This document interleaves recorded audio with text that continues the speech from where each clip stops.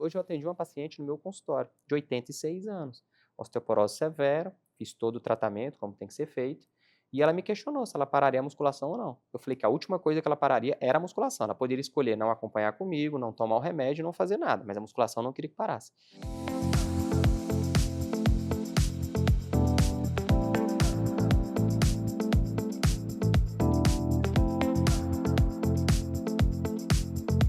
E antes de começar o episódio de hoje, eu quero apresentar e agradecer com muito carinho os nossos patrocinadores, que acreditaram nesse projeto desde o início e tornaram o consultório aberto ainda mais especial. A começar pela Cerrado Chic, uma loja que eu simplesmente amo. Com curadoria impecável em peças de decoração, móveis e itens exclusivos. Foi a Cerrado Chic que assinou toda a ambientação do nosso cenário. Com bom gosto, originalidade e aquele toque que faz toda a diferença.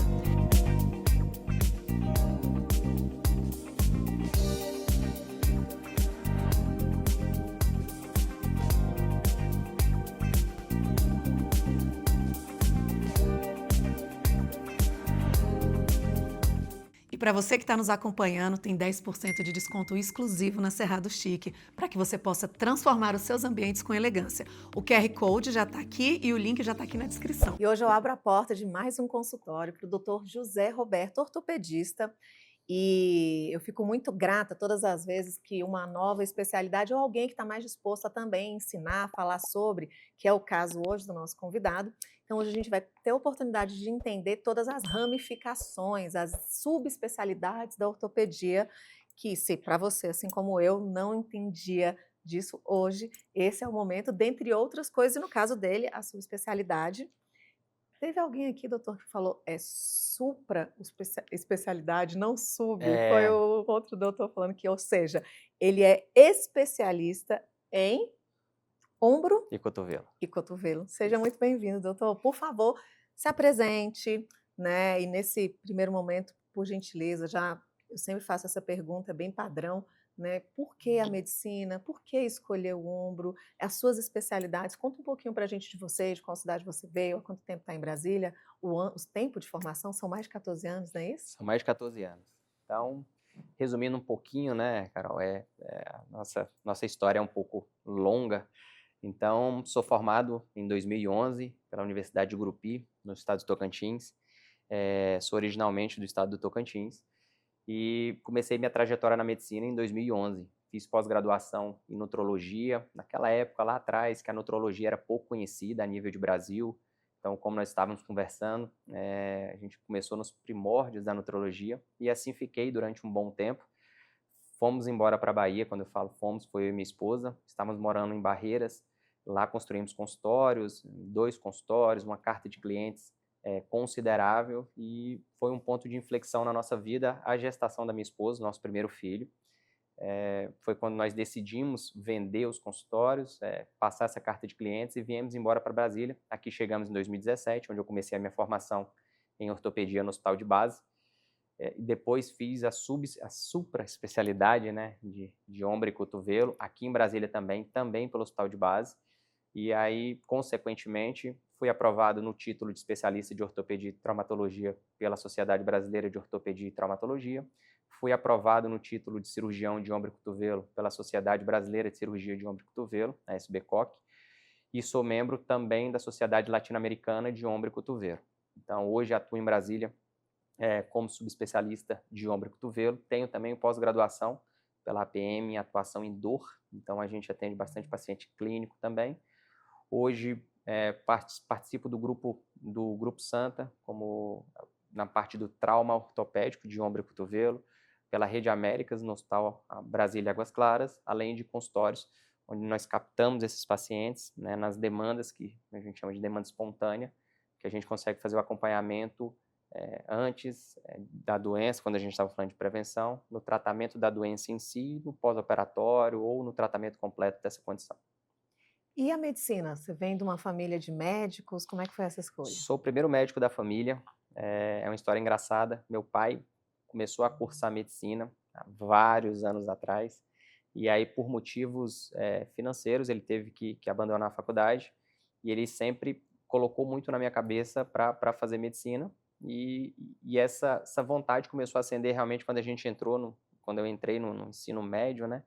E aí fiquei entre engenharia mecatrônica e medicina. Meu pai fez uma pergunta para mim, que para mim foi crucial, como a gente estava falando, são coisas que ficam marcadas. Meu pai me fez a pergunta: você acha que quando você terminar a faculdade de engenharia mecatrônica, você será engenheiro da Ferrari? E aí eu parei e pensei isso em 2006. Uau!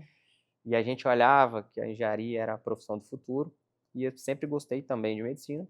Prestei para medicina, passei, fui aprovado no meu primeiro vestibular, fui aprovado, e não me arrependo, pelo contrário, só agradeço a cada dia mais a medicina.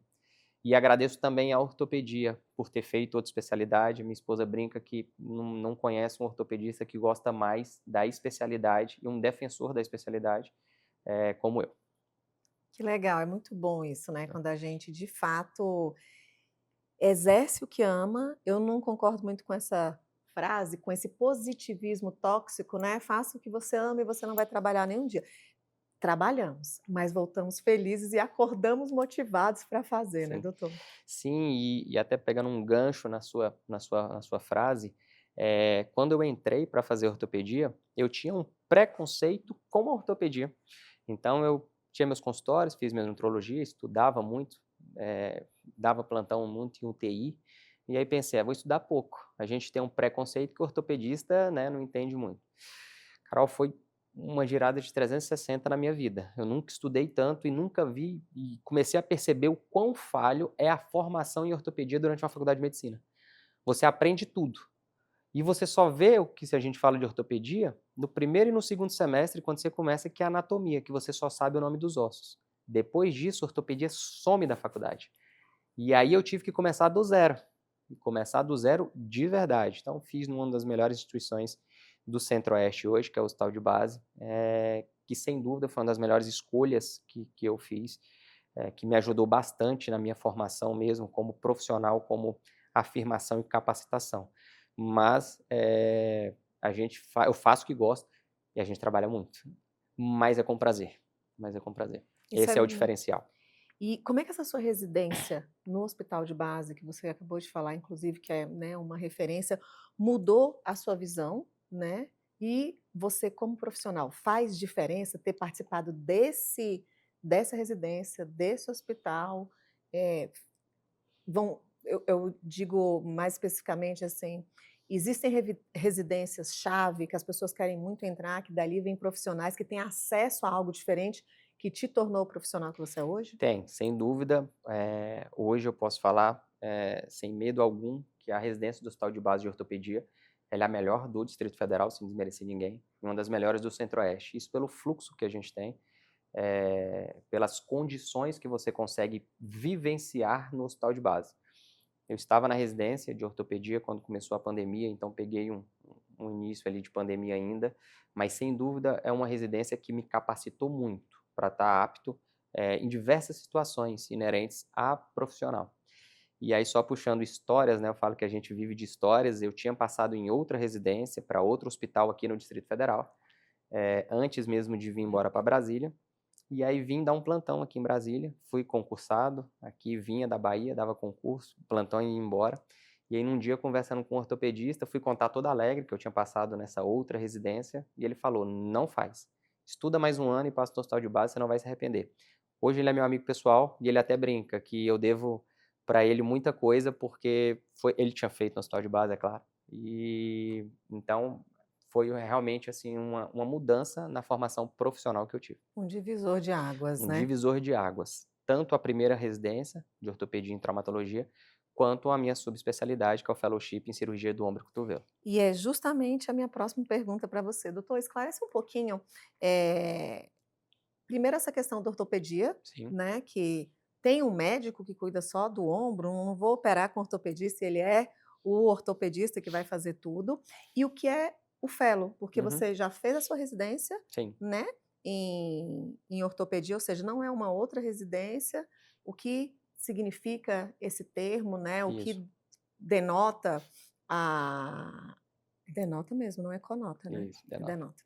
O que denota essa questão da especialidade. isso. Hoje a ortopedia, ela se dividiu em várias sub-áreas, né, então nós temos diversas sub-áreas, nós temos ombro e cotovelo, joelho, quadril, mão, temos fixador externo, temos tumor ósseo, pé e tornozelo. Então, nós temos essas diversas, pediátrica, ortopedia pediátrica, que a gente brinca que é uma entidade à parte, né? Então, nós temos essas subdivisões. Então, primeiro são 3 anos de ortopedia, que eu fiz no hospital de base, o que nos dá o direito do título de ortopedista, né? Você termina essa residência, você presta uma prova na Sociedade Brasileira de Ortopedia e Traumatologia, que é a SBOT, a qual, quando você é aprovado, você confere o título, você recebe o título de especialista em ortopedia e traumatologia. Terminou essa primeira formação de 3 anos, o fellowship, a depender da subespecialidade, ela pode ser 1 ano ou 2 anos. Eu optei por fazer ombro e cotovelo, que era que me chamou a atenção, que eu queria seguir esse caminho, né, na subespecialidade. Então, eu fiz mais 1 ano. E esse o 4º ano de subespecialidade foi somente em ombro e cotovelo. Então, em 12 meses, participamos em torno de 552 cirurgias que a gente tem anotado. Então, assim, é uma visão muito mais aprofundada de um tema muito mais específico. Então, é assim que funciona, buscando capacitar melhor os profissionais a atuar em determinadas áreas. Doutor, por que o ombro é uma articulação tão propensa a lesões? O ombro, sem dúvida, é a articulação mais complexa do corpo, a começar porque ela é a única que consegue fazer um giro completo de 360 graus. Então, o ombro ele começa por aí. No ombro, você tem basicamente 2 tipos de estabilizadores do ombro, que faz o ombro ficar no lugar. Então, nós temos a parte óssea e a parte tendinosa, né? Tecidos moles, tendinosa / musculatura, que aí é um tema que a gente vai falar mais sobre a falta dos músculos. Mas é uma articulação que, nesse movimento de 360 graus, com o aumento da atividade física, com o aumento da demanda no dia a dia, com o envelhecimento saudável da população, onde você faz mais atividades geralmente acima da cabeça, com esse braço acima da cabeça. Então você aumenta as possibilidades de ter lesão no ombro, que é o que a gente encontra muito no consultório. Então, homens provavelmente são, né, é o sexo que mais vai lesionar? Não. Hoje, na nossa epidemiologia, assim como nos livros falam, hoje a nossa epidemiologia ela é de mulher 50 a mais. Tá? Isso está muito relacionado também com a sarcopenia, que sem dúvida vai ser a doença do futuro, que é a falta de músculo. Então, quando você não tem um desses estabilizadores do ombro, que é a sarcopenia, que são os músculos, automaticamente esses tendões serão sobrecarregados, esses ossos serão sobrecarregados. É que a gente costuma brincar que é como se fosse uma engenharia de engrenagem. Quando a engrenagem não está funcionando bem, as outras engrenagens estarão sobrecarregadas. E automaticamente é onde surgem as lesões. No ombro nós temos basicamente 2 mecanismos de lesão no ombro. A lesão traumática, caiu, bateu, teve algo, e a lesão degenerativa, que realmente é a sobrecarga que com o tempo nós teremos lesões naquela região. E é onde se encaixa o nosso perfil de paciente, que basicamente hoje é o sexo feminino, mais 50 anos. Então, provavelmente, essa mulher está ali no período já entrando na menopausa, que já tem toda essa queda, talvez esse seja Sem dúvida é um fator totalmente interligado, principalmente com o aumento da incidência das lesões no ombro, associado ao uso desse membro acima nas atividades rotineiras, seja de casa, seja do trabalho, seja da atividade física. Então você tem uma diminuição hormonal, você tem uma sarcopenia natural dessa mulher por conta do déficit hormonal, e aí você tem uma sobrecarga do ombro e onde chegam as lesões. E a lesão mais comum é no ombro? Quais são as lesões mais comuns que chegam no seu consultório hoje? Hoje a lesão mais comum, sem dúvida, são lesões do manguito rotador, que são um conjunto de 4 tendões que nós temos no ombro, que são os tendões que mantêm a sustentação, a estabilização. A lesão do manguito rotador hoje é, sem dúvida, 70% dos meus casos que eu acompanho no consultório. Seguido das tendinites, das sobrecargas. A gente tem os casos também de artrose no ombro, mas geralmente é decorrente de uma lesão do manguito prévia. E por último, sem dúvida, o cotovelo. O cotovelo ele tem uma demanda menor, né, no nosso consultório, mas tem algumas condições específicas, principalmente as tendinites do cotovelo. E é onde vai entrar tanto condições laborais como condições desportivas. Doutor, explica um pouco o que é essa tal da tendinite, né? Que são esses ites, ites e ites. Porque quando você falou, na minha, né, no meu caminho neural aí conhecido, tendinite é só quem mexe no computador e tem tendinite aqui no pulso, não é isso? Da mesma forma que tem no pulso, nós temos tendões no cotovelo, temos tendões no ombro. E por algum motivo que seja ele por sobrecarga, seja por um exercício errado, ou seja por uma degeneração, irá provocar também essa inflamação e automaticamente esse paciente ele fica mais propenso à lesão naquele tendão. Então, o que começa com uma inflamação, você tem uma fragilização desse tecido e automaticamente isso pode evoluir para uma lesão orgânica, né? Uma ruptura, uma micro-ruptura ou uma sobrecarga que gera dor. Doutor, a palavra it, então, é de De inflamação. inflamação. E o tendinite é uma inflamação. De um tendão. Então, onde tiver tendão, Você pode ter. Nós temos clássicos, né, na ortopedia, como a tendinite do tendão de Aquiles, no pé, né?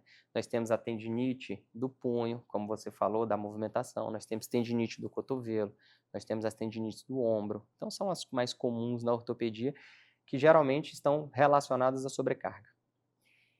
me explica uma coisa, porque aqui nós somos, né, o público, nós, eu e vocês, leigos, e de uma forma bem didática.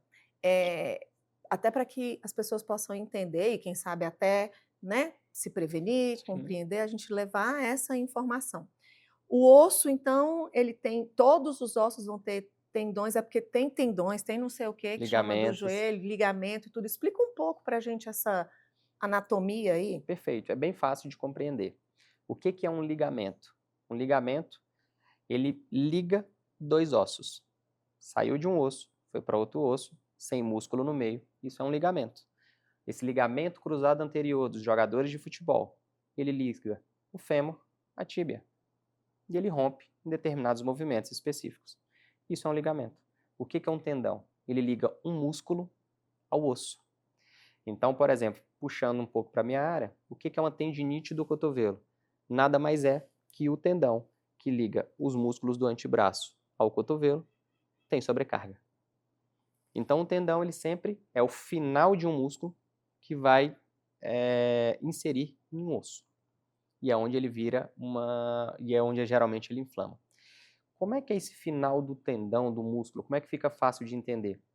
Todos os músculos do antebraço que movimentam os dedos, eles se ligam na área do cotovelo, de um lado, de fora, ou do lado de dentro. Automaticamente, esses músculos eles se confluem, ele fica como se fosse uma capa espessa e ele liga no osso. E é justamente essa região que inflama. É a cola. Mais ou menos é ao local próximo de onde está a cola, onde está a inserção que nós falamos. Entendi. Muito bom. Então, os ligamentos são como se fossem linhas que dão essa... O ligamento ele liga osso em osso. E o tendão, Músculo músculo em osso. em osso. E aí fica fácil de compreender, né? Quando você vai falar assim, se eu tenho um osso de um lado, um osso de outro, algo prendendo os dois, isso é um ligamento. Quando eu tenho um músculo de um lado, osso do outro, o que prende os dois é um tendão. De maneira bem simples. Por isso Então, que a dor que é muscular, ela tem tudo a ver com o tendão. com o tendão. E Com- rompeu algo é ligamento. Pode ser ligamento ou pode ser tendão. Puxando para o nosso lado. Estiramento. Estiramento é muscular. Porque o músculo, ele trabalha, as fibras do músculo trabalham nesse sentido. E o estiramento, as fibras se desorganizam. Elas realmente estiram nesse sentido. Rasgam. Elas rasgam. E aí você tem a classificação, grau 1, grau 2, grau 3, né, que é um assunto bem vasto. E o tendão, ele é o final desse músculo, que estava junto ao osso, que ele está sobrecarregado. Ele está sobrecarregado. Acho que entendi, mas melhorou bem aí, vamos lá. Falando em músculos, que você falou, a gente vai falar melhor, né, bastante sobre isso. Mesmo a gente entendendo que a ortopedia fala de osso, o músculo é algo muito importante. Sem dúvida, um dos maiores formadores de massa óssea são os músculos. Tá? Eles estão intimamente. É como eu explico para o meu paciente. Quem está mais próximo de um osso? O músculo. Um osso, ele só fica forte a partir do momento que você estimula o músculo. Quando você estimula o músculo, você produz substâncias que fortalecem esse osso, porque o seu corpo entende que se o músculo está ficando mais forte, eu tenho que fortalecer meu osso para conseguir entrar em equilíbrio. Por isso que nós temos pacientes acamados ou pacientes com fraturas que ficam muito tempo imobilizados, o osso fica mais frágil. Se você fizer um exame nesse osso, você vai ver que naquele segmento, em alguns casos, o paciente ele evolui com osteoporose, que é a porosidade do osso, a fragilidade do osso, só pelo tempo de imobilização. Quando você deixa de ter um estímulo muscular, esse músculo entende que aquele membro não é funcionante. Pela lei do uso e desuso, ele enfraquece. Caramba. E pela lei do uso e desuso, quando você treina essa musculatura, esse osso fortalece. Então, por mais que eu tenha levado uma vida, vamos supor, até os 45 anos, ou até os 40, porque tem muita mulher e muito Sim. homem que começa a fazer atividade física Sim. tardiamente. Há a possibilidade de frear ou de melhorar? Sempre, sempre. É muito difícil eu tirar um paciente meu da academia. Eu, junto com o educador físico, nós ajustamos treino, nós ajustamos posições, tipo específico de exercícios, mas jamais é muito, mas são muito pouquíssimas condições que eu retiro um paciente da academia. Eu brinco que a academia é o último estágio que o paciente pode estar. Então, se ele está na academia, de lá ele não sai. A gente faz tudo para que ele permaneça na academia. E quando o senhor fala, doutor, na academia, se a pessoa que não tem uma condição de fazer exercícios aeróbicos e outros exercícios, porque tem gente que consegue correr, consegue fazer pilates, Sim. se for um exercício, Musculação. não é mito. Não é mito. Eu não sei, eu estou na dúvida, eu quero fazer uma coisa. Musculação. Musculação. A musculação, por quê? Porque eu estimulo o principal tecido do corpo que irá fortalecer os meus ossos, que são os músculos, pela produção indireta, através da produção de hormônios, ou pelo fortalecimento direto, pelo contato direto com os ossos. Então quer dizer que quando eu fortaleço os meus músculos, eu também produzo hormônios? Muitos hormônios do crescimento, hormônios anabólicos, que você consegue melhorar a força de osso. O nosso corpo ele é perfeito. A partir do momento que você começa a exercitar os seus músculos, o corpo ele cria todo um mecanismo, um bioma propenso para fortalecimento, não só dos músculos, dos ossos. Você tem todo um fortalecimento. Doutor, tão engraçado, né, te ver falando. Nós, né, da minha geração, os 40, 45 mais, né, gente? Eu queria fazer jazz, eu queria fazer natação, musculação. Eu ainda achava assim, nossa, esses caras são burros, porque não devem nem ler. Tinha essa época que fazia, não Sim. sei se vocês vieram, mas era isso, né? Hoje é que com o entendimento. Então, assim, foi uma coisa. E eu me lembro das meninas da minha idade, a Dani, que malhava, que a primeira que tem a perna mais. Só que aquilo não era como hoje, né?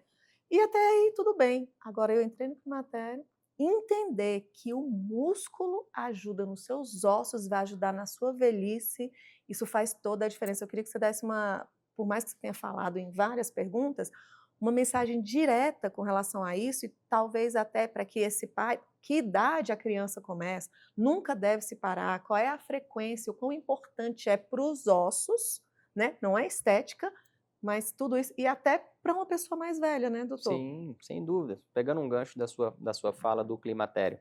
O que mais acontece no climatério? Queda hormonal feminina. O que mais acontece secundariamente do ponto de vista ortopédico no climatério? Osteoporose pós-menopausa, por queda hormonal. O que é osteoporose? Fraqueza óssea. Como é que nós tratamos uma fraqueza óssea? Estímulo muscular e mais medicações adequadas conforme o perfil daquele paciente. Mas coisas simples que independem eu brinco, de médico, musculação. Só de você fazer a musculação, você vai estar preservando os seus ossos quando você entrar no climatério e quando você irá ter uma queda fisiológica dos seus hormônios. Uma maneira de diminuir, atenuar os efeitos do climatério, falando da saúde osteomuscular, é a musculação.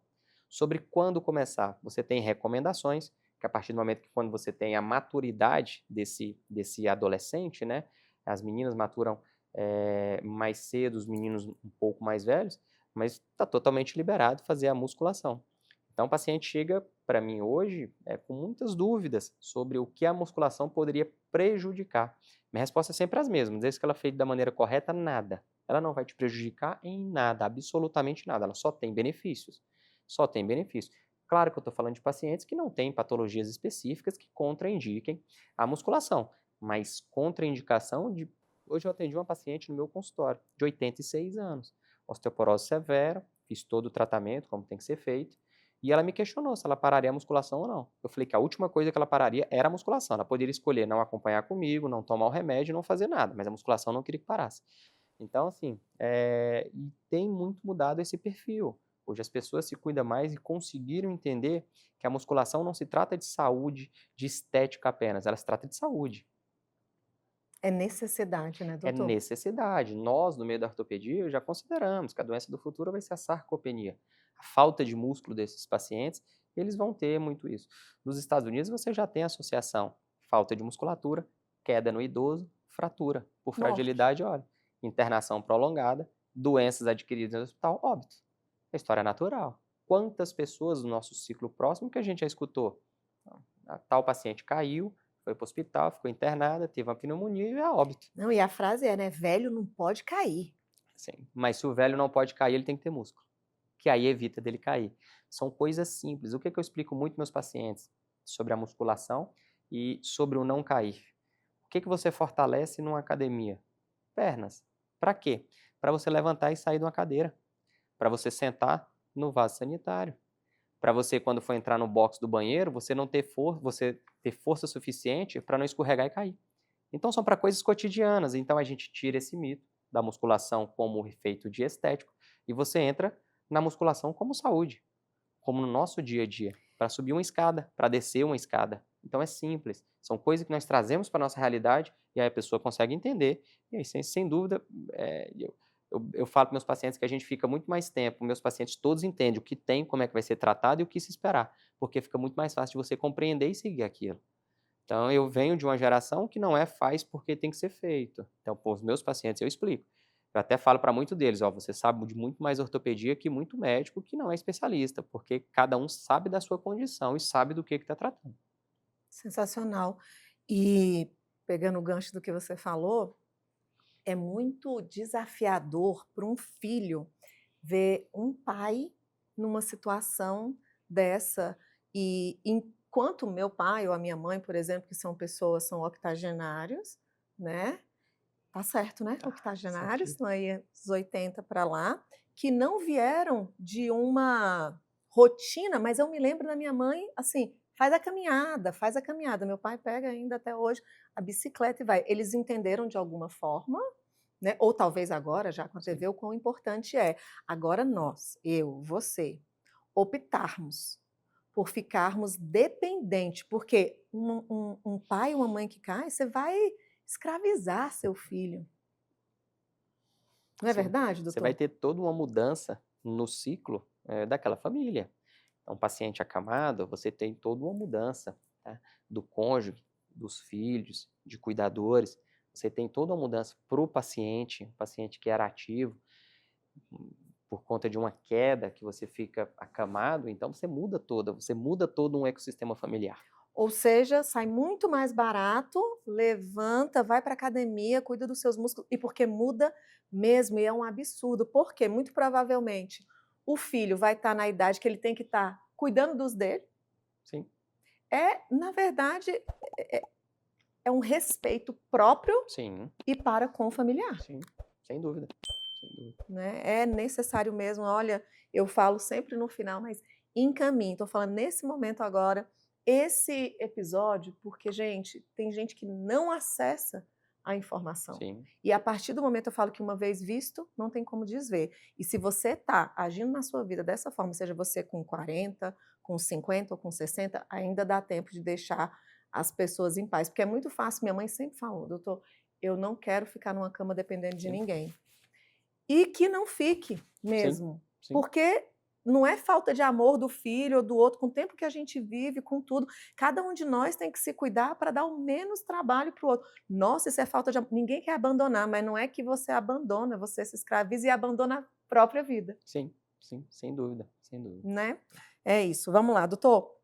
Quando a dor do ombro deixa de ser algo simples e passa a exigir uma avaliação especializada. Porque tem gente que fica, né? Ai, eu estava te contando, eu tinha Sim. um chefe, né, que faz infiltração, faz infiltração. Como que funciona isso? Na verdade, a dor no ombro, ela sempre você tem que olhar para ela com um pouco mais de atenção. Então, principalmente alguns sinais de alertas. Dor persistente, dor que não melhora com repouso, dor que não melhora com medidas simples, como colocar o gelo, que é a crioterapia, né, como tomar anti-inflamatórios, analgésicos simples por curto intervalo de tempo. Dores incapacitantes, principalmente que alteram o arco de movimento do ombro. Então, o nosso ombro, que era para gerar 360 graus, você tem limitação nesse movimento. São dores que nós temos que entender. Dores que cursam junto com perda de força. Então, em determinados movimentos, você sente que o ombro está perdendo a força. Tá? Então, são essas dores que nós temos que entender que elas não são normais. Tá? Elas não são simplesmente uma dor, dor que não tem motivo prévio. Então, não tenho trauma, não estou usando a articulação do ombro, ela continua doendo. Então, são essas dores que nós temos que prestar mais atenção. Principalmente dor persistente, procurar assistência especializada. E Porque tem muitas vezes a gente consegue, no início de uma condição, já resolver o problema. E aí você evita piorar. E você evita prognóstico piores. Então, você consegue resolver no início. Então, antes, o que era simples no começo pode se tornar bastante complexo com a evolução do tempo. baseado no que você falou, então ficar aguardando é um dos erros, né? É o principal dos erros, né? Nós como bom brasileiro, nós gostamos de postergar em algumas coisas e procurar o profissional médico não é diferente, né? Então, ficar aguardando melhorar é o principal motivo que a gente vê.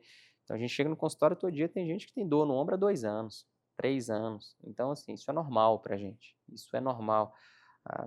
Menos tempo, 3 meses que o paciente nos procura. É muito difícil você ver um paciente quando não é trauma, quando não cai e bate. Não, comecei a sentir uma dor no meu ombro, tem 30 dias eu vim aqui. Isso é exceção da exceção. Aqui na sua percepção, eu tenho a minha opinião, a que se dá isso, doutor? Eu acho que é a própria procrastinação. Você acredita que Eu só acredito que sim. não tem a ver com a normalização da dor? Normalização da dor, procrastinação e o nosso estilo de vida, onde muitas vezes cuidar da própria saúde se torna o último da fila de espera. Então você tem que fazer tanta coisa hoje a gente vive num ritmo tão acelerado e vai passando. Você vai fazendo uma coisinha aqui, você adapta um movimento ali, então vai passando isso, tá? Não necessariamente quando eu falo procrastinação, eu tô falando que a pessoa Uhum. não quer se cuidar. Por N motivos, e eu falo muito para meus pacientes que nós temos a vida real e o mundo ideal, né? E nem sempre o ideal é o que a gente vê no consultório, e nem na vida. Mas, justamente, eu acredito isso o nosso dia a dia. Sim. E essa questão do medicamento, eu não sei se na sua área, diante, né, a gente já está com mais de 140, graças a Deus, Uhum. entrevistas de excelentes profissionais, que inclusive, se você não sabe, cada profissional para estar aqui, nós fazemos uma curadoria, a pesquisa no CRM, né, entendemos sobre essa especialização, e por isso as perguntas são tão direcionadas e feitas aqui agora, o profissional ele vem e ele vai responder, né, diretamente baseado no conhecimento e na Sim. própria trajetória mesmo. Mas diante de outras, né, entrevistas que eu tive, a medicação, a automedicação é um grande problema. No seu caso, na sua Muito, especialidade também? muito, muito. Principalmente, do ponto de vista de demorar nos procurar. Porque é difícil você falar quanto tempo que é o esperar. Então, uma dor de 5, 7 dias no ombro, depois de um treino, depois de algo, pode ser uma dor normal. Passou disso, já não é normal, só que você fala, 5 dias, eu já vou procurar um médico? Não vou. Então, a automedicação, sem dúvida, não somente nas outras áreas, mas na ortopedia, é muito comum de pacientes que vêm tomando medicações, inclusive com efeitos colaterais dos mesmos, nos procurar depois de períodos prolongados em uso de medicação tentando a autocura. E o que pode piorar num problema? Dê um exemplo dentre esses que o Uhum. senhor falou que acometem o ombro, e se eu ficar ali meio que mascarando aquela dor, o que pode acontecer? Para que as pessoas entendam claramente. Como a gente falou, então, um exemplo clássico, nós temos no ombro a lesão do manguito rotador. Você tem desde uma sobrecarga daquele tendão, até uma lesão parcial, que é uma lesão pequena, até uma lesão completa. E essa doença, ela geralmente segue esse curso: uma inflamação por sobrecarga, uma lesão parcial e uma lesão completa, que muda completamente o tratamento. Quando eu tenho uma sobrecarga e uma inflamação, medidas conservadoras, fisioterapia, medicação correta, ou uma infiltração no caso, de quando eu tenho o último estágio, que é um estágio cirúrgico, com indicação plena de cirurgia, que é uma lesão completa. E ela obedece essas fases. Só que o paciente, quando nos procura, como nós estávamos falando, ele me procura com 4, 6 meses. E você vê pela história dele que ela passou por todas essas fases.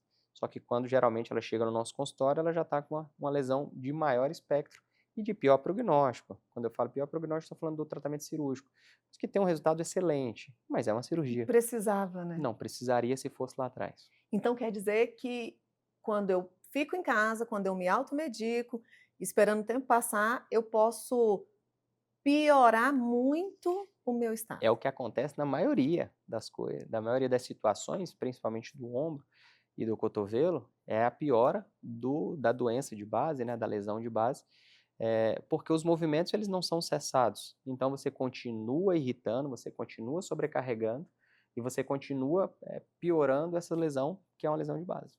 E as pessoas ainda têm muito medo da tal da cirurgia do ombro Tem. e quando é que ela é realmente indicada? As pessoas têm bastante medo da cirurgia de ombro. Nós temos uma modernização, né, uma melhora nas terapias cirúrgicas do ombro. Eu acho que como toda medicina, a gente evoluiu muito nos últimos anos, mas as pessoas realmente têm bastante receio, têm bastante medo da cirurgia do ombro, da recuperação, se o movimento ele volta por completo, se ele não volta, se vai ter dor residual, se não vai ter dor residual. Então, falando um pouco do manguito rotador, que é nossa principal patologia, quando ela é indicação cirúrgica? Quando você tem lesão completa do tendão. Quando esse tendão ele rasgou e soltou do osso, indicação cirúrgica. Seja, não, ele foi uma lesão completa do tendão, rasgou do osso, soltou do osso, não tem o que fazer, só cirurgia. Esse tendão ele não cola de novo no osso, ele não volta para o lugar. Então é cirúrgico. E as pessoas postergam mesmo nessa situação. E o que isso pode piorar? A qualidade do tendão. Lei do uso e desuso no corpo. O tendão, quando ele solta do osso e o paciente demora a operar, esse tendão ele já perde uma capacidade de elasticidade. Então, no nosso ato cirúrgico, ele já se torna uma cirurgia mais difícil, né? Então, isso já piora. Está diminuindo muito, hoje as pessoas conseguem entender um pouco mais sobre a cirurgia do ombro, do pós-operatório, que o movimento irá voltar, que a dor residual você tem por um determinado período, como qualquer cirurgia. Então, esses mitos estão acabando, né? Então, o prognóstico hoje da cirurgia do ombro, eu costumo falar muito para meus pacientes que o custo-benefício do que você era antes para uma cirurgia depois é sensacional. É sensacional. Você devolve a vida do paciente. O paciente que não consegue dormir por dor no ombro, porque a dor do manguito ela tem uma característica noturna. E aí, quando você deita à noite, você só quer dormir. E aonde mais dói? É o momento que mais dói no período que você deita para dormir. Então, isso cursa com irritabilidade, déficit no sono, distúrbio do sono, uso de medicação para dormir. Não é comum chegar no paciente, no nosso consultório, usando 3 medicações para dormir, porque ele tem dor noturna.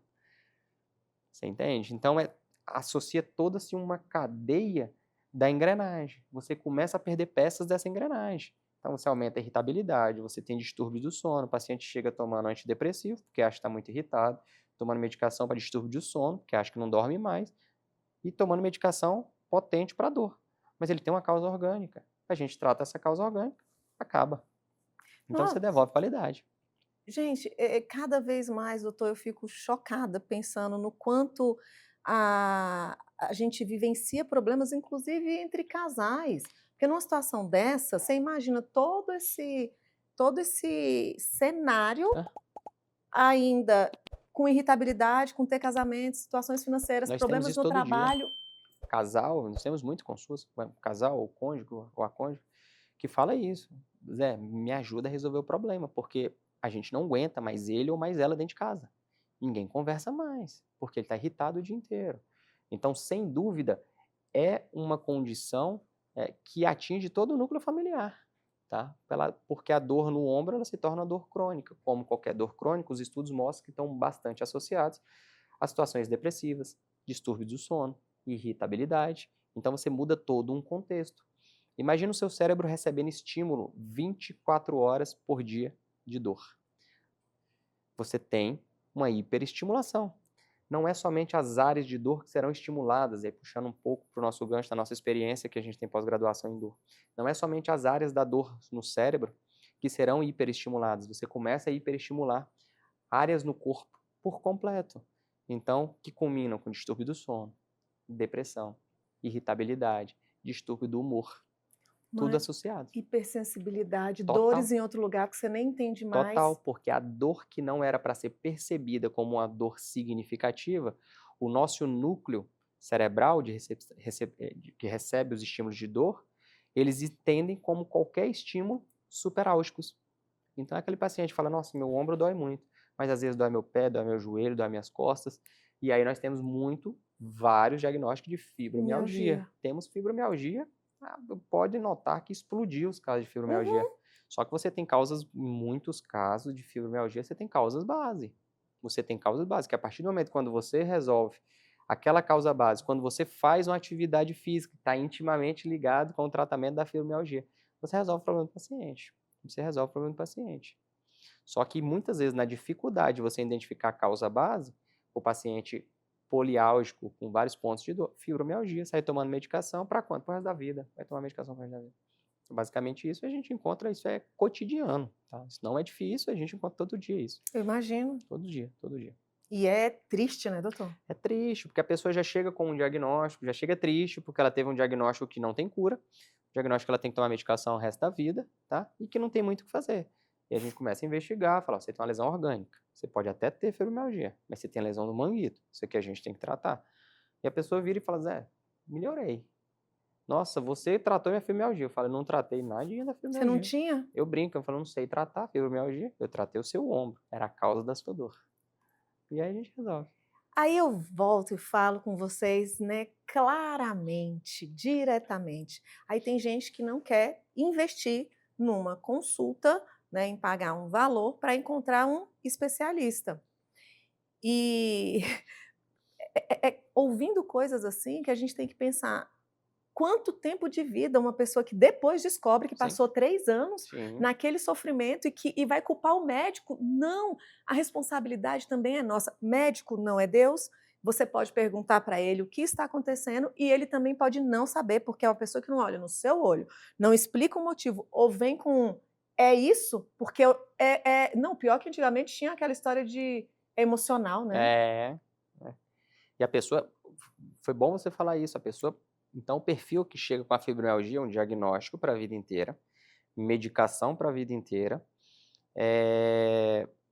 a culpa dela, porque o problema é emocional, então você devolve a culpa para o paciente, né? Então, você tem várias situações onde o paciente se torna o causador da doença e o culpado da doença. Então, isso é comum, isso é comum.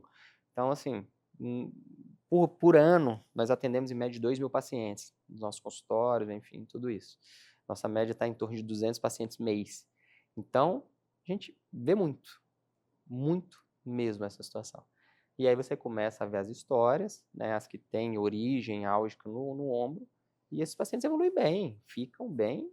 Por quê? Porque você tira a origem central da dor. Você faz um tratamento adequado, com medicações, com terapias, para o tratamento da dor.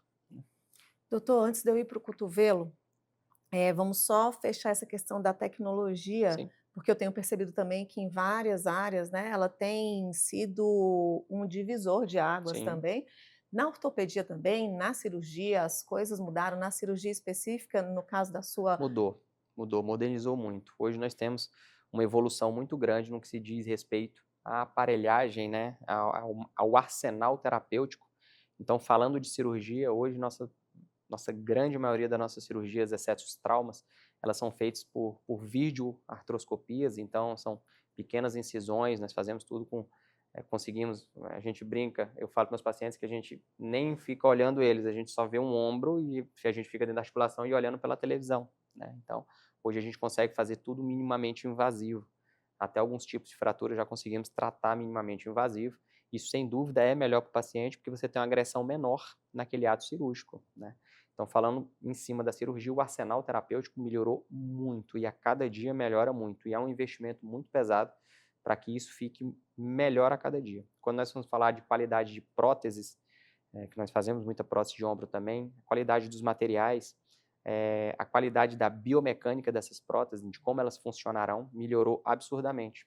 Quando nós falamos do tratamento conservador, tratamento não cirúrgico, a evolução que hoje teve um boom dos ortobiológicos, né? Então, PRP, plasma rico em plaquetas, o BMA, que é o aspirado de medula óssea, da crista ilíaca, nós estamos fazendo infiltração direcionadas, então o arsenal terapêutico também dos tratamentos conservador aumentaram muito, muitos estudos tentando buscar produtos novos, né, produtos autólogos do próprio paciente, então o PRP é de sangue, o BMA é de aspirado de medula óssea, então você consegue fazer estudo guiado. Então hoje, uma infiltração que a gente faz no consultório não é aceitável você fazer uma infiltração às cegas, sem usar um ultrassom, sem você ver onde é que você está fazendo. Antigamente você chegava no consultório, o médico vinha com a agulha, não, fiz dentro da sua articulação do ombro. E aí você falava, será que fez? Será que não fez? Hoje não, hoje a gente faz com ultrassom, é tudo guiado.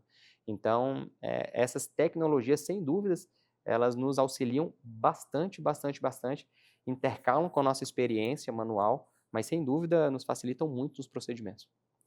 E nesse caso, você tem um médico ultrassonografista, um radiologista junto com você? Nós mesmos, a gente Você faz vem curso complementar, tanto de ultrassom músculo-esquelética, né, quanto para procedimentos guiados por ultrassom. São todas cursos, formações complementares que nós vamos fazendo no decorrer da formação, até depois de ter terminado a formação, para que a gente consiga fazer isso com segurança para o paciente.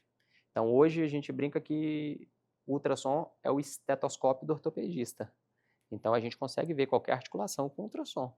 Então, todas as clínicas que nós temos, todas possuem bons aparelhos de ultrassom, porque a gente consegue fazer ali ao vivo na hora. O paciente chega com a dor, estou com a dor no ombro, não sei se é meu bíceps, se é o meu manguito. Claro que nós vamos pedir exames complementares, ressonância, o radiologista vai laudar isso. A gente desce ali rapidão na nossa sala de procedimento, fala, deixa eu dar uma olhadinha nesse ombro seu. A gente consegue ver ali, estou vendo isso, isso e aquilo, vamos confirmar com o radiologista, um exame mais acurado, que geralmente é a ressonância que nós pedimos. E aí ele já vai com aquela ideia do que tem, porque nesse momento a gente já consegue fazer um tratamento inicial, já tentar esclarecer algumas dúvidas, já adaptar algum treino em academia, então a gente já consegue, já começa o tratamento desde a primeira consulta, não é porque o paciente não chega com o exame que ele não sai já com o início de um tratamento. Maravilha. Eu tinha uma pergunta lá anterior, que quando eu sinto essa dor no início, Uhum. né, voltando um pouquinho lá para o momento da dor que a gente estava falando, e pô, tô sentindo dor, não é normal, nunca senti. No primeiro, no segundo dia, você já consegue de fato entender ou identificar, porque a gente falou assim, eu tardo muito para ir, Aham. mas se eu sinto, sou uma pessoa que me conheço, conheço o meu Sim. corpo, você já vai saber, já vai identificar no início, o que deu de ruim no início já sabe. Consegue, porque geralmente as lesões que são mais significativas, elas são lesões que elas são incapacitantes e não somente limitantes. Então, se você tem uma dor que te limita a fazer algum movimento, mas que o movimento está preservado, é uma coisa. Agora, quando você tem uma dor que ela foge do seu padrão habitual, uma dor que te incapacita de fazer um determinado movimento específico, então você já consegue sentir que não é uma dor normal, uma dor casual, que ela é uma dor mais específica que pode ter algo mais sério.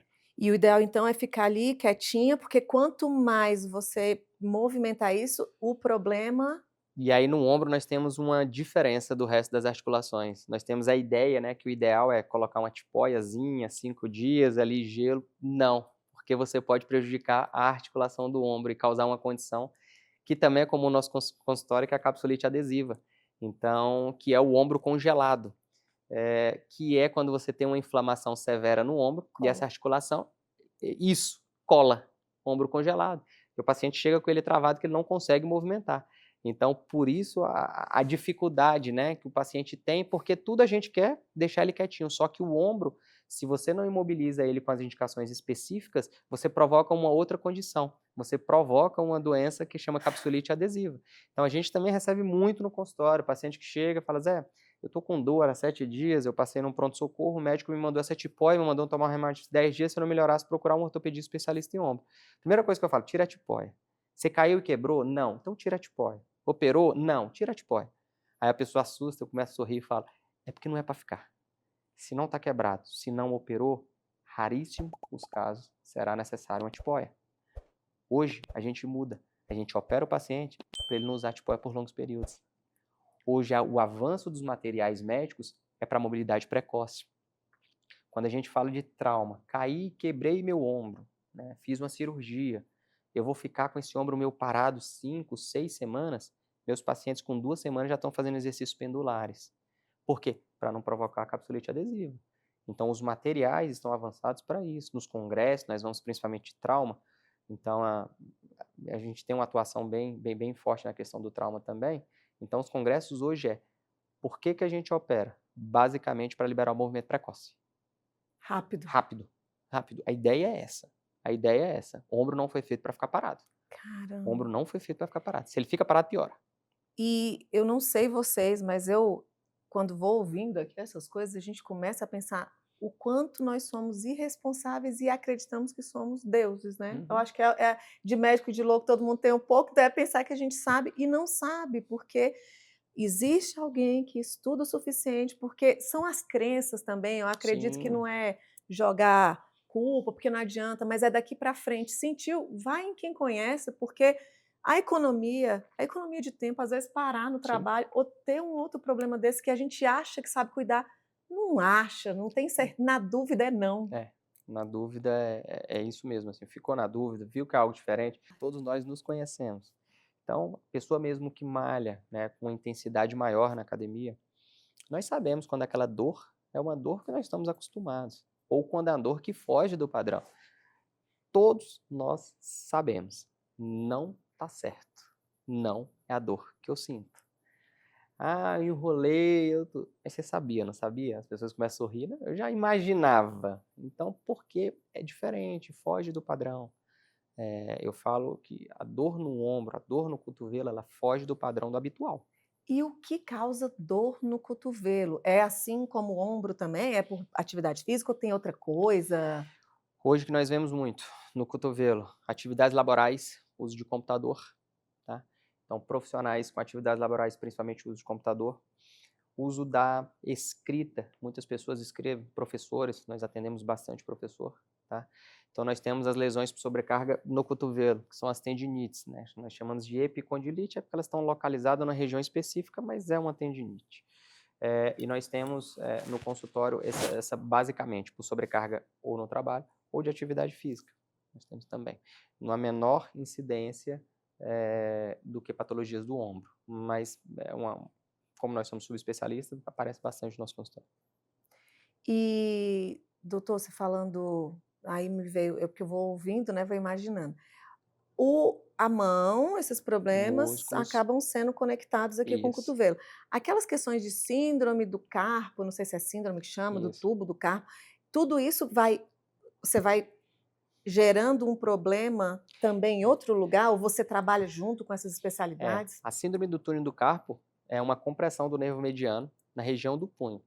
É um nervo que ele passa, ele sai do pescoço, ele vem no braço todo, e o local mais comum dele ser comprimido é na região do punho, né?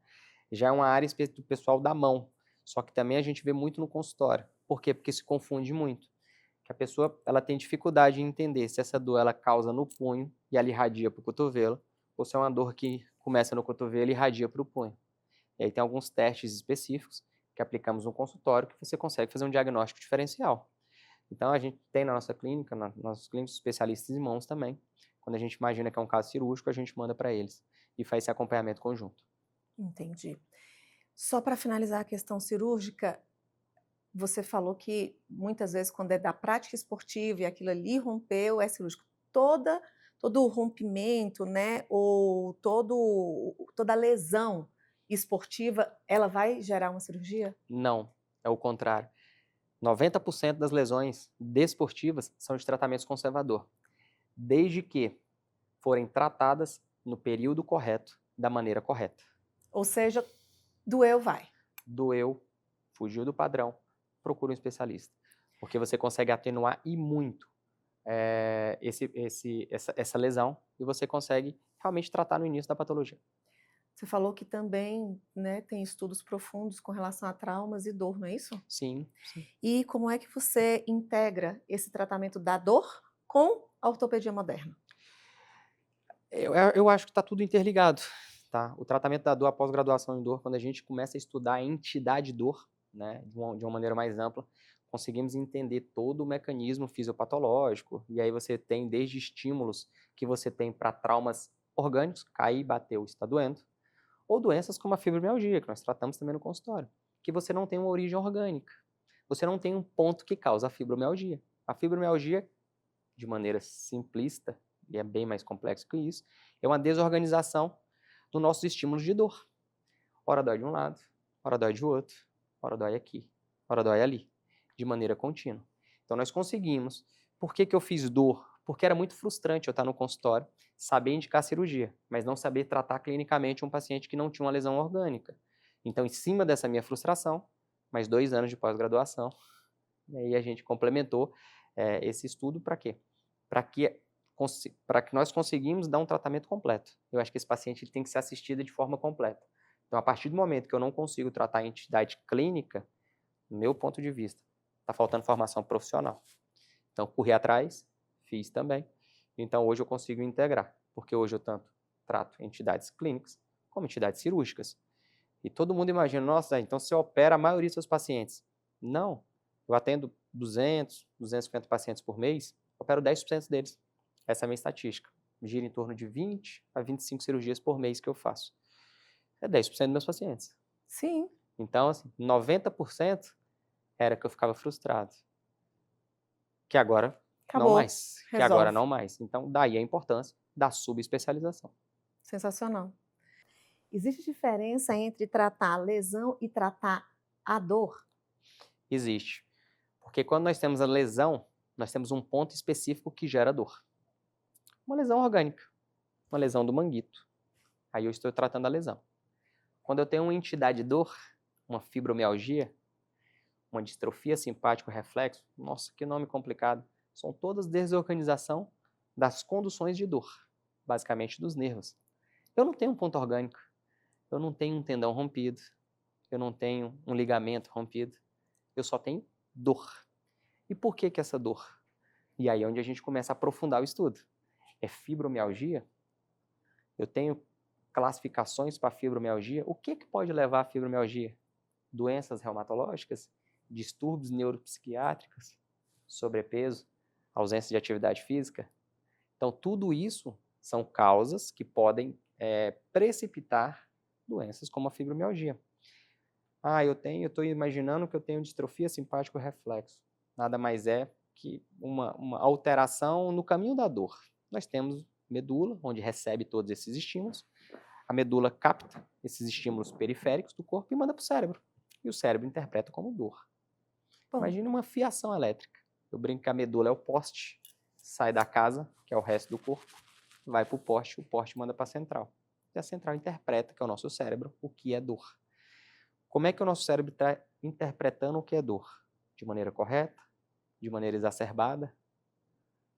Então hiperestimulada. Hiperestimulada. Por que está hiperestimulada?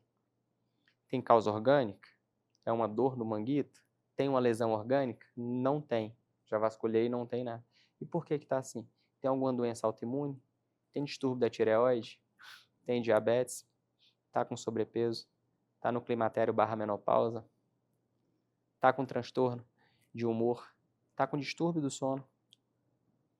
Faz atividade física? Como é que é a alimentação? É pró-inflamatória? Come muito? Descasca menos do que desembala? Eu não estou descascando nada, eu só estou desembalando. Só embutido? Alimentação pró-inflamatória. Como é que está isso? E aí eu volto lá atrás, em 2014, quando eu fiz nutrologia. Eu ia falar isso agora, eu falei, achei a nutrologia aí, que importante. Hoje a gente coloca nisso. Poxa, sensacional. Hoje a gente coloca nisso. Nada se perde, doutor. Nada se perde. Então, assim, para mim foi uma época da minha vida que me agregou muito, que me trouxe uma bagagem muito grande de consultório, uma bagagem muito grande de gestão de pessoas, uma bagagem muito grande de visualizar a medicina como integrada e não partida, como as pessoas imaginam que são. Sensacional. Em nossa conversa, você falou que quer se tornar referência, né? Em regional, mas eu imagino que vai mais longe, viu? Em ombro e cotovelo. O que significa para você? Você conheceu uma referência? O que é essa referência? O que tem, né, de intenção no seu objetivo? Sim. Tenho referências que para mim são meus professores, a qual fiz a residência aqui do ombro e cotovelo. Para mim são referências a níveis nacionais, são pessoas muito competentes no que fazem. Tenho bastante orgulho de ter feito a minha subespecialidade de ombro e cotovelo em Brasília. Não acho que perdi em absolutamente nada em não ter saído para outros grandes centros, como São Paulo, Rio de Janeiro, alguns outros centros específicos no Brasil. Então, para mim eu só ganhei muito. Tenho referências aqui do meu lado, tem referências que trabalham comigo, nas clínicas que eu atendo. Então eu abro a porta do meu consultório, eu tenho um professor meu, para mim é minha referência, que é o Dr. Leônidas Bonfim, que está na porta da frente. Então, Leônidas. Dr. Leônidas Bonfim, que é a minha referência. Então isso só me estimula mais a estudar, a me capacitar, tá? Tanto para ajudar o meu paciente, para fazer o meu trabalho bem feito e conseguir ajudar as pessoas, tá? E principalmente fazer o trabalho bem feito, que eu consiga me orgulhar no final do dia de ter feito o meu melhor. Falo muito com meus pacientes, estou aqui para fazer o meu melhor. Se eu ver que eu não consigo lhe ajudar, certamente eu vou te encaminhar para outra pessoa, porque tem mais experiência em determinado assunto, determinada patologia. Alguém que é melhor que eu, que tem vários, muitos, entendeu? Eu não tenho problema nenhum de falar isso, e que são justamente essas pessoas que eu me inspiro, profissionalmente, né? Então, E que, na sua percepção, todos trilharam o caminho só da experiência ou não? Foram e se aprofundaram em estudar mais? capacitação. Eu brinco que todas as minhas referências profissionais, eles são muito capacitados, muito sábios no que fazem, não somente pela experiência. Eu tenho referências que são médicos jovens, né, que a gente fala de idades medianas, não o pessoal lá das primeiras origens da medicina, mas são muito capacitados academicamente, formação, experiência. Então, quando você consegue agregar capacitação, seja por estudo, seja por trabalhos científicos, quando você consegue agregar capacitação de manejo, volume de paciente, novas experiências, conhecer novas técnicas, quando você consegue agregar experiência que vai te dar só com o tempo, a chance de falhar, ela se diminui muito, porque você começa a fechar gargalos onde você poderia errar. Eu tenho muito tempo de experiência, só que eu não estudei tanto. Opa, é um gargalo. Eu tenho pouco tempo de experiência, mas a experiência que vai me dar o tempo. Então só cabe a mim aguardar. Eu não consigo fazer isso. Então eu faço hoje o que está na minha frente. O que está no meu tempo é me capacitar profissionalmente, me habilitar manualmente, vendo novas técnicas, estar sempre inserido em núcleos de estudos, em tudo isso. Por quê? Porque a experiência que vai me dar o tempo. Não adianta eu me precipitar ou eu ficar ansioso no que vai vir no amanhã. Eu só aguardo e vou me capacitando. Estou sempre preparado para o melhor. Eu costumo falar que a gente tem que estar preparado para quando a sorte bater na porta. Então, quando ela vier bater, às vezes ela vai me encontrar trabalhando, mas às vezes eu vou estar lá também esperando certinho. Então, eu estou bem preparado para isso, assim, e me capacito todo dia e fico bem tranquilo em falar que todo dia eu busco mais. E cada dia que a gente busca mais, você vê que menos você sabe. Quanto mais você se aprofunda, menos você sabe. Doutor, uma pergunta de cunho quase pessoal, mas que eu acredito que vai, se eu tiver certa no que eu imagino de resposta, vai abrir os horizontes para não só pacientes, pessoas, seres humanos. Hoje você está com 38, é isso? 38. 14 anos de experiência se Isso. tornam, né, segundo os nossos estudos, a partir de 10 anos você se torna especialista em algo, fazendo a mesma coisa repetidamente, enfim. Mas o que te proporcionou, tendo 3 filhos, né, tudo isso conseguir continuar estudando, motivado, trabalhando em tantas clínicas, porque eu acho que eu tenho visto muitas pessoas e a gente tem cenários, né, diferentes. Aqui se dá. Principalmente o apoio que eu tenho na minha casa, que é minha esposa. Como a gente estava falando antes, não me preocupo com nada na minha casa. E não me envergonho em falar. Não sei preços de coisa doméstica, não me preocupo com isso. Hoje minha preocupação é estudar, me capacitar e trabalhar, né? Ajudo ela na criação dos nossos filhos com 5%, enquanto ela faz 95%. Vamos ser bem realistas. Tento estar presente, mas toda essa estrutura que eu tenho, eu não tenho o que reclamar hora nenhuma. Eu posso falar que eu sou abençoado, porque eu tenho uma esposa que me dá todo o subsídio e toda a estrutura para me investir 100% na minha profissão. E sempre esteve ao meu lado. Fui fazer pós-graduação em 2 anos fora, viajando todo final de semana. Ela sempre esteve do meu lado. Então, esse ano, pretendo fazer 2 viagens internacionais. Quero ir para os Estados Unidos em julho, num curso de trauma que vai ter. E aí, hoje, conversando com uma pessoa, descobri um curso de capacitação de prótese de ombro na Eslovênia. Então, vou estudar onde é que é a Eslovênia, Primeiro. mas já sei que eu quero ir porque a pessoa que está lá é muito boa. Então, para você ter uma ideia de onde é que fica a minha cabeça, eu conversei com minha esposa, falei, amor, vamos estudar onde é que é a Eslovênia, mas eu quero ir para a Eslovênia porque tem uma referência lá de um profissional específico que faz uma prótese de ombro, que é a que tem no Brasil, já é a marca mais forte. E aí eu quero acompanhá-lo, ficar um tempo com ele, para me saber o que ele faz diferente e se faz diferente da gente. Então, vou até atrás disso. Então, sem dúvida, é toda a estrutura que eu tenho por trás. Então, quando eu falo da minha capacitação, da minha formação, não tem como falar de tudo isso sem falar com minha esposa. Ela está comigo desde o terceiro ano escolar. Então, ela viu todo o meu ciclo de faculdade, todo o meu ciclo de formação. Então, eu tenho 14 anos de formado, mas a gente está junto desde 2005, né? Então, a gente está junto em 21. Então, ela pegou todo o ciclo completo, desde pré-faculdade. Então, O diploma. total, assim, total, e eu fico bem tranquilo e bem leve em falar isso, que eu não tenho preocupação com mais nada, a não ser minha profissão. Então, o restante eu tenho na criação dos meus filhos. Quando eu vejo os filhos e vejo eles se transformando, eles crescendo, hoje eu tenho um que vai fazer 8 anos, e como é que essas crianças elas vão crescendo, né? A gente presente ali, então você vai vendo. Eu fico bem tranquilo nesse sentido. E eu consigo me dedicar 100% hoje à minha profissão, porque a gente imagina que é agora que é a hora de você fazer uma bagagem, né?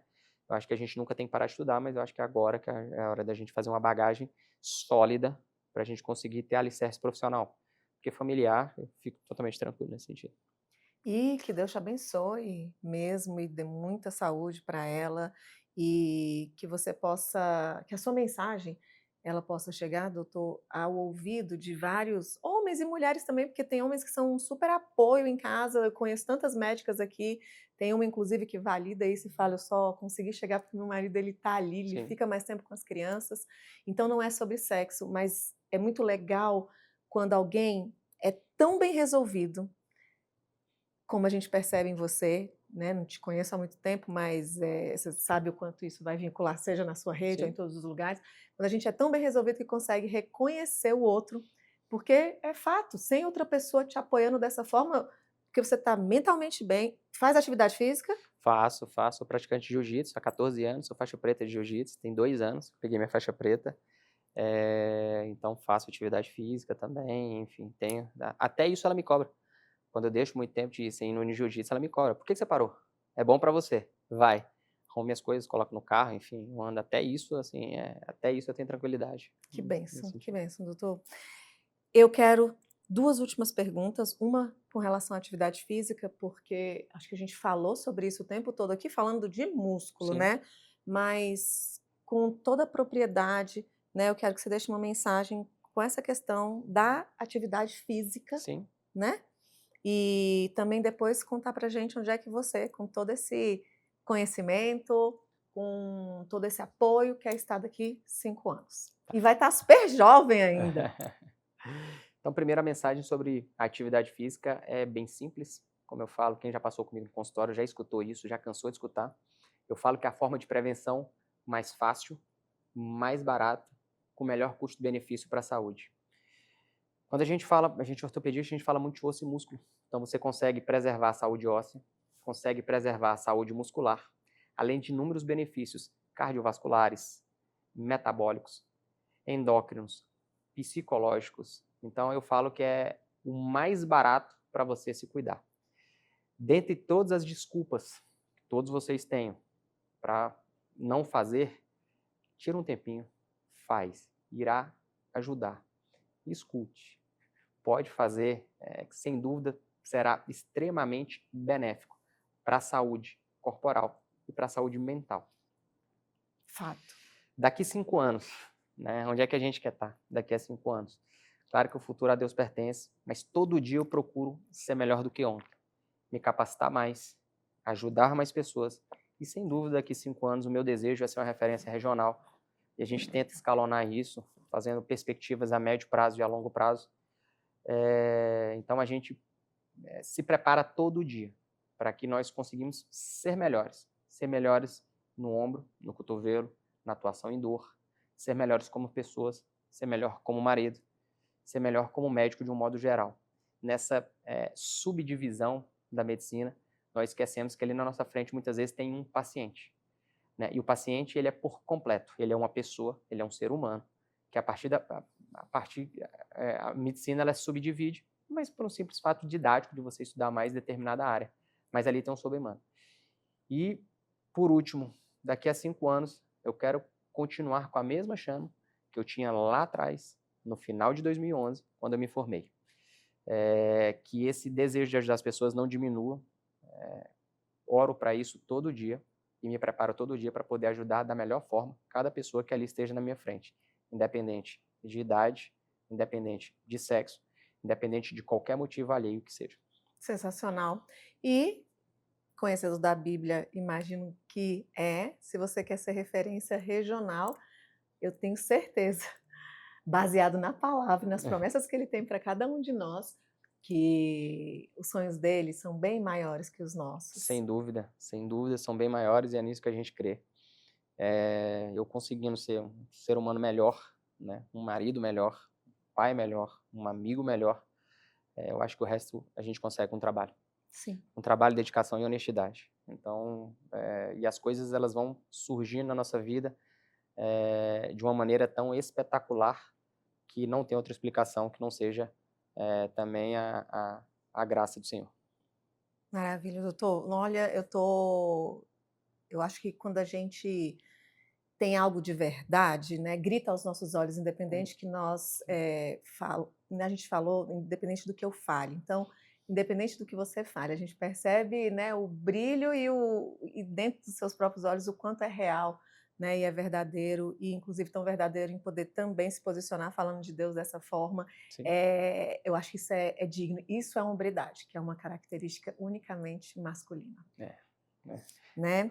Doutor, último quadro na ponta da língua. Esse é papo rapidinho. Você pode falar uma palavra ou até em uma frase, ok? Tá. Dor no ombro não é normal quando? Demora mais que o normal, que quando vocês conhecem. Tá. O maior mito sobre cirurgia é? Não voltaria a mexer meu braço. Vai mexer. Lesão esportiva significa? Que você pode estar treinando errado ou que você sobrecarregou naquele treino específico. Ser referência é? Ser exemplo como pai e marido. Ortopedia para você é? Minha vida.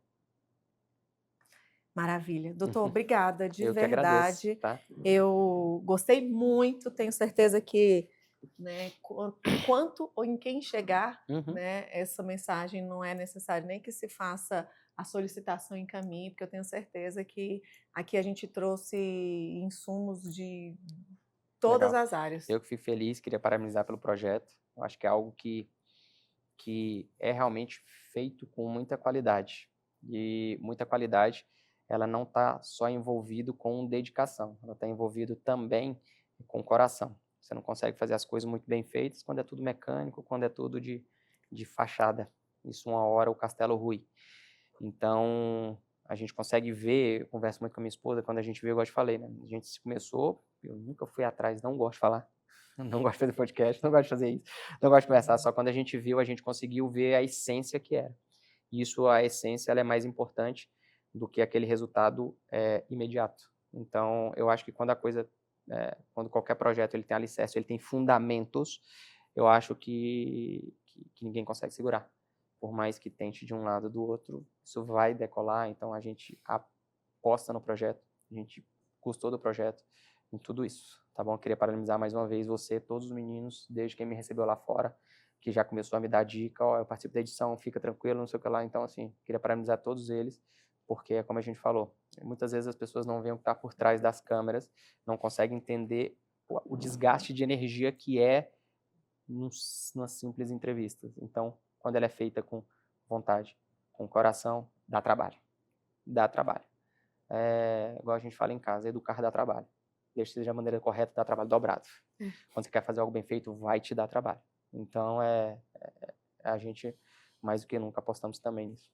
Obrigada, fico muito feliz, mais uma vez, né, pela validação, mas só vê valor, doutor, quem tem valor.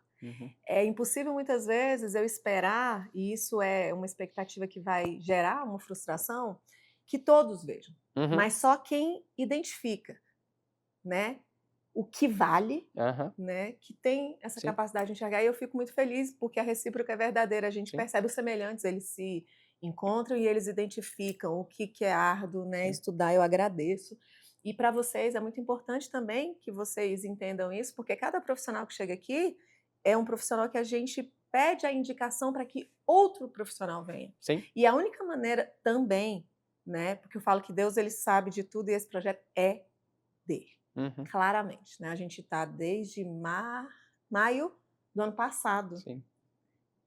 Essa agenda eu cumpro, essa de fato não foi minha traçada. Eu voltei, né, dos Estados Unidos em março de 2025 com outro projeto, Aham.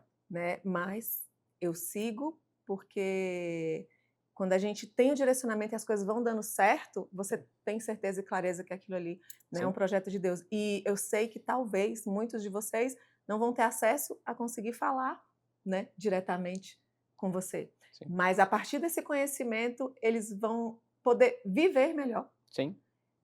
conversar e buscar médicos. Então eu acho que o que foi criado lá atrás, um objetivo, Uhum. vai se projetando e vai chegar em muitos lugares e que seja, né, realmente da vontade de Deus, que a nossa voz chegue onde for da vontade dele, não da nossa. Obrigada. Isso é o nosso intuito. Eu que Obrigada de agradeço, tá? coração.